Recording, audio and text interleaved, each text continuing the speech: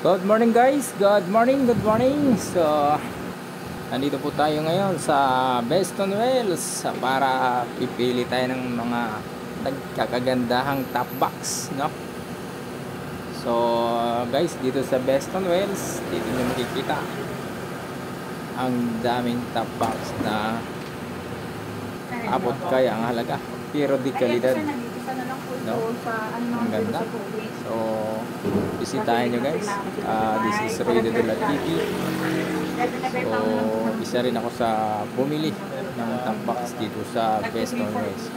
Kaya ano pang hinantay nyo guys, sugurin nyo na ang Beston Wells. Ayan, bumili na tayo guys. At kinakabit na natin sa ating motor, no? So, ang nakakaganda dito guys, libre kabit na, no? So, wala ka lang dapat isipin. Pag binayaran mo, automatic na yan ikakabit. So, good job. Salamat sa nagkabit sa top box natin. At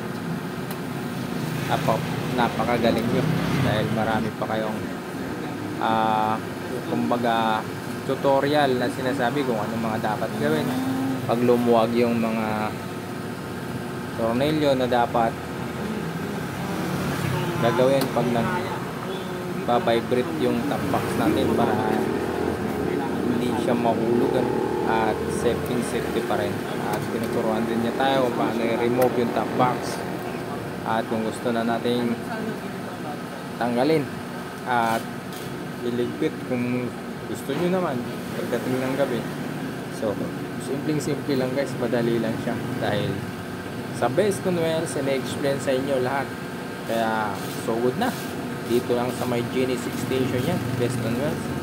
So gamitan nyo lang ng Google Map guys. Ayan, satisfied ako. So salamat pala siyempre sa misis ko na nagregalo sa akin ng top box. Thank you very much.